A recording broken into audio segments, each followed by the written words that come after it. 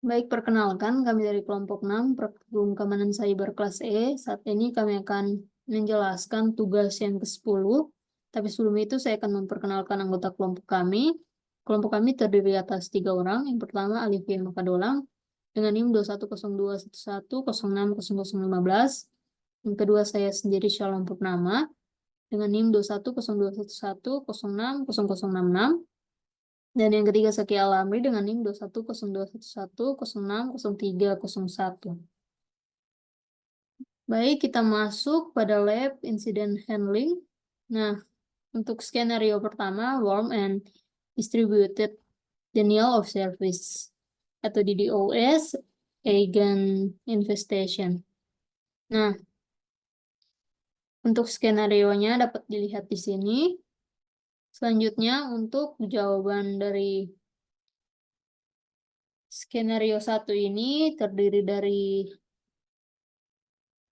4 jawaban. Jawaban yang pertama untuk bagian preparation.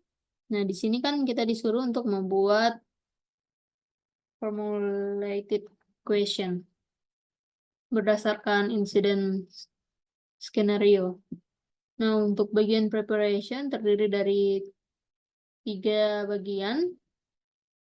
Yang pertama, policy and procedures. Nah, untuk bagian ini terdiri dari 3 pertanyaan. Pertanyaan pertama, apakah organisasi memiliki rencana penanganan insiden atau IRP terdokumentasi yang menjelaskan peran dan tanggung jawab IRT selama serangan? Yang kedua, apakah IRP merinci rencana komunikasi untuk memberitahu pemangku kepentingan seperti karyawan, manajemen, kemudian penegak hukum berdasarkan tingkat keparahan insiden. Yang ketiga, apakah ada prosedur untuk mengisolasi sistem yang terinfeksi, membuat cadangan data, dan memulihkan sistem setelah serangan? Selanjutnya, untuk bagian training and awareness. Nah, untuk pertanyaannya, apakah karyawan telah dilatih untuk mengidentifikasi dan melaporkan aktivitas mencurigakan, seperti instalasi perangkat lunak tidak sah, atau masalah kinerja jaringan? Yang kedua, apakah karyawan mengetahui risiko yang terkait dengan penggunaan media yang dapat dilepas? Kemudian, yang ketiga, apakah CSIRT dilatih pada model Diamond untuk penanganan insiden dan familiar dengan teknik mitigasi serangan worm dan DDoS? Selanjutnya, untuk bagian yang ketiga, teknologi and tools. Nah, untuk pertanyaannya, apakah organisasi memiliki solusi antivirus terbaru dengan pembaruan otomatis yang diaktifkan? Yang kedua, apakah ada alat yang tersedia untuk mendeteksi anomali jaringan yang menunjukkan serangan DDoS? Dan yang ketiga, apakah organisasi memelihara cadangan sistem dan data kritis dengan jadwal rotasi cadangan yang terdefinisi dengan baik? Selanjutnya, untuk bagian yang kedua, detection and analysis. Nah, untuk bagian kedua ini terbagi dalam 3 part. Part yang pertama, initial detection. Untuk pertanyaan dari part yang pertama ini, apa yang memperingatkan CSIRT tentang potensi insiden? Misalnya, laporan pengguna penurunan kinerja sistem, peringatan pemantauan jaringan. Selanjutnya, kapan deteksi awal dan apakah ada kronologi peristiwa yang mengarah ke sana? Kemudian yang ketiga, dapatkah kita mengidentifikasi sumber infeksi? Misalnya, media yang dapat dilepas yang terinfeksi dibawa oleh karyawan. Selanjutnya, bagian yang kedua, scope and impact. Untuk pertanyaan dari bagian kedua ini, berapa banyak sistem yang tampaknya terinfeksi worm sejauh ini? Yang kedua, apakah serangan DDoS mengaruhi sistem eksternal yang berhadapan dengan pelanggan atau sumber daya internal? Yang ketiga, apakah ada indikasi pencurian data atau upaya akses tidak sah bersamaan dengan serangan DDoS? Selanjutnya, bagian yang ketiga, threat analysis. Untuk bagian ketiga ini memiliki pertanyaan, dapatkah CSIRT mengonfirmasi jenis worm dan perilakunya seperti vektor infeksi, kemampuan agen DDoS? Kemudian yang kedua, apakah ada kerentanan yang diketahui yang dieksploitasi oleh worm? Kemudian yang ketiga, apakah ada intelijen ancaman yang tersedia pada worm spesifik ini atau serangan serupa. Selanjutnya untuk bagian containment, eradication, dan recovery. Untuk bagian containment, pertanyaannya langkah apa yang dapat segera diambil untuk mengisolasi sistem yang terinfeksi dan mencegah penyebaran jaringan lebih lanjut. Yang kedua, haruskah organisasi mempertimbangkan untuk mematikan segmen jaringan tertentu atau layanan penting untuk mengurangi serangan DDoS? Selanjutnya, bagian yang kedua, eradication. Dapatkah CSIRT menggunakan signature antivirus terbaru untuk mendisinfeksi sistem yang terinfeksi? Yang kedua, jika worm mengeksploitasi kerentanan tertentu, dapatkah patch diterapkan dengan cepat untuk mencegah serangan lebih lanjut? Dan yang ketiga, bagaimana kita dapat memastikan agen DDoS dihapus sepenuhnya dari sistem yang terinfeksi? Selanjutnya, bagian recovery.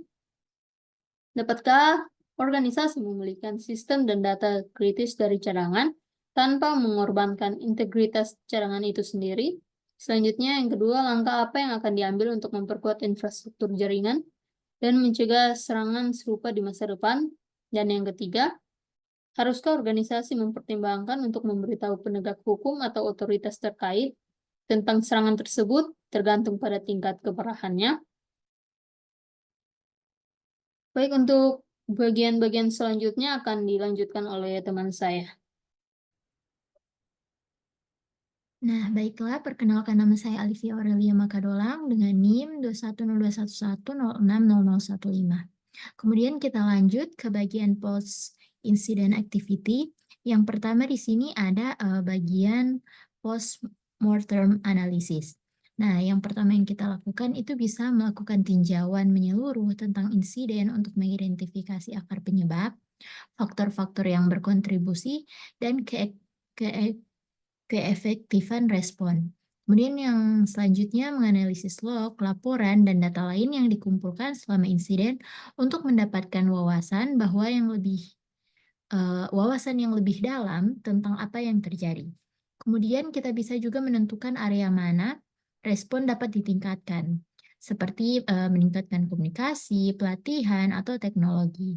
Nah, lalu kita bisa mempublikasikan semua postmortem pada pemangku kepentingan internal untuk membantu mencegah insiden serupa akan terulang di masa depan. Kemudian yang kedua ada bagian pelajaran yang bisa kita pelajari ya. Nah, kemudian yaitu yang pertama mengidentifikasi pelajaran penting yang dapat dipelajari dari insiden tersebut untuk meningkatkan postur keamanan organisasi. Kemudian kita bisa mengembangkan praktik terbaik dan pedoman baru berdasarkan pengalaman insiden. Kemudian mempraktikkan pembelajaran dan menetapkan perubahan yang diperlukan untuk memperkuat postur keamanan. Nah, kemudian ada juga di bagian komunikasi dan pelaporan. Nah, komunikasi dan pelaporan itu penting. Jadi kita akan menyiapkan laporan insiden yang resmi yang merangkum detail insiden, dampak, dan tindakan yang diambil. Kemudian kita bisa berkomunikasi dengan pemangku kepentingan internal dan eksternal tentang insiden tersebut sesuai dengan kebijakan yang ada pada organisasi atau perusahaan. Kemudian kita juga dapat memenuhi persyaratan pelaporan apapun yang memungkinkan yang mungkin berlaku untuk industri atau sektor tertentu.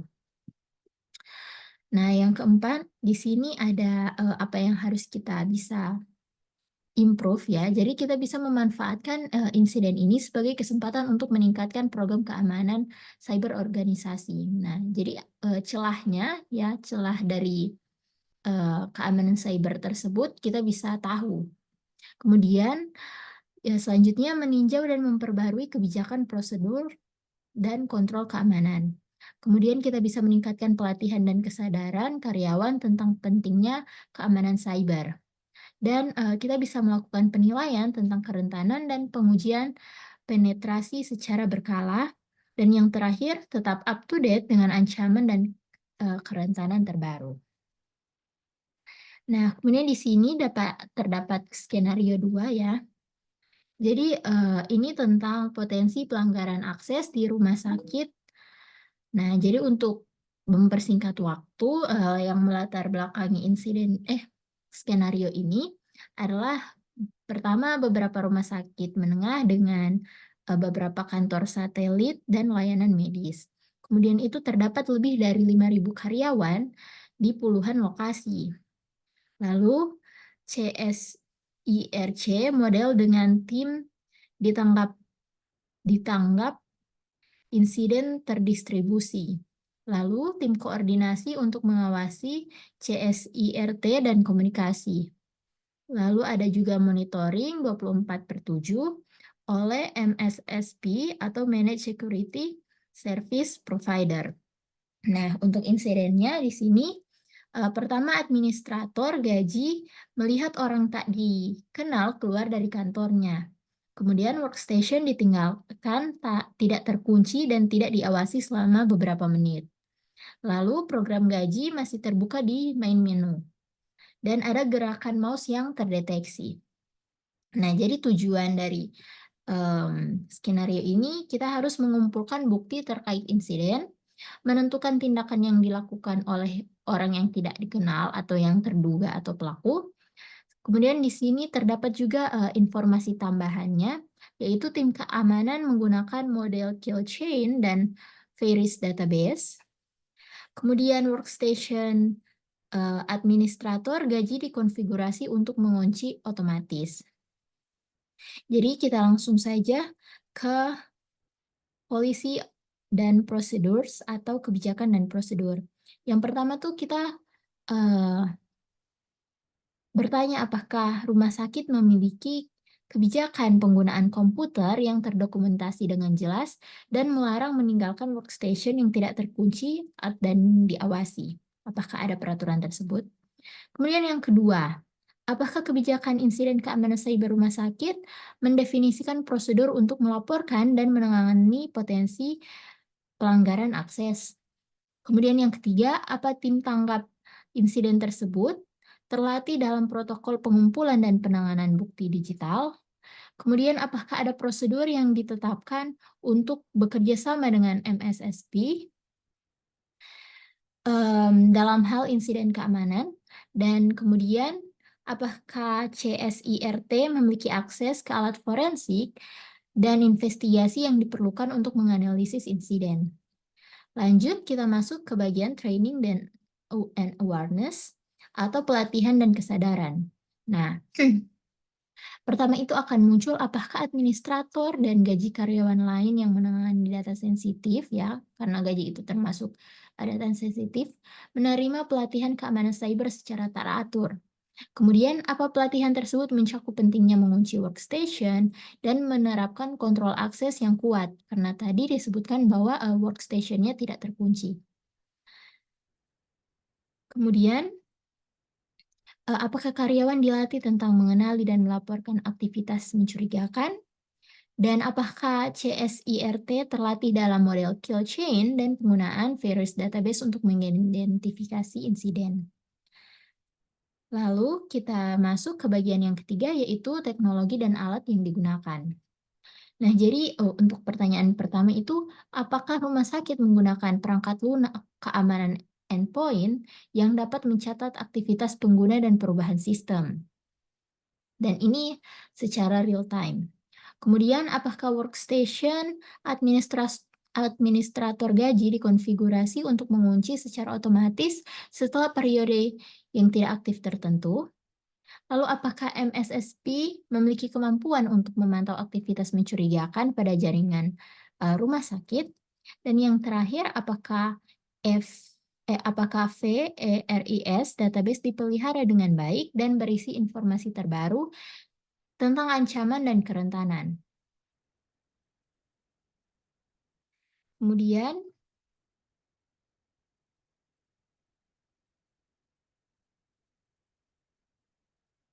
akan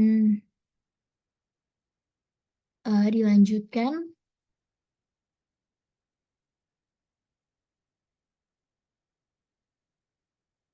yaitu deteksi dan analisis. Nah, yang ini. Yang pertama di sini ada deteksi awal. Jadi bagaimana tim keamanan fisik mengetahui potensi pelanggaran akses. Dalam hal ini contohnya laporan administrator, gaji, dan kamera keamanan atau CCTV. Kemudian kapan insiden tersebut pertama kali terdeteksi? Dan apakah ada kronologi peristiwa yang mengarah ke sana? Kemudian, adakah detail tambahan yang dapat diberikan oleh administrator gaji tentang orang-orang yang tidak dikenal itu, misalnya deskripsi fisik, pakaian, dan lain-lain. Lanjut ke bagian ruang lingkup dan dampak.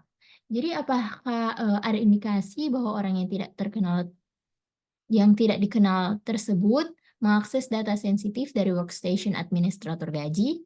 Kemudian, apakah ada log aktivitas pengguna atau alat pemantauan keamanan mendeteksi aktivitas mencurigakan pada workstation setelah administrator gaji meninggalkannya? Lalu, apakah perlu untuk mengisolasi workstation dan jaringan untuk mencegah kerusakan yang lebih lanjut?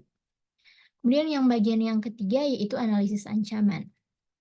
Nah, di sini yang harus ditinjau itu yang pertama apakah tim CSIRT dapat mengidentifikasi bagaimana orang yang tidak dikenal itu mungkin mendapatkan akses ke workstation. Jadi ada praduga kejadian.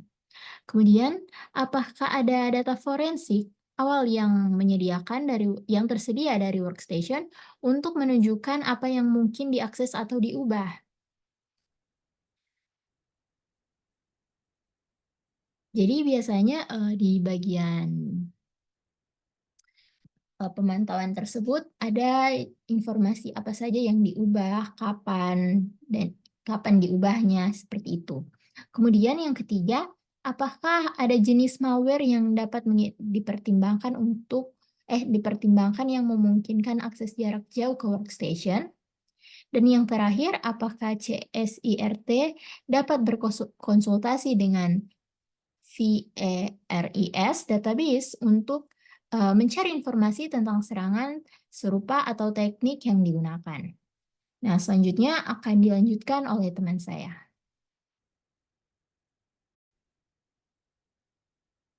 Baiklah, perkenalkan nama saya Zaki Hasan Alamri dengan NIM 210211060301. Di sini saya akan mempresentasikan bagian lanjutan dari tugas 10,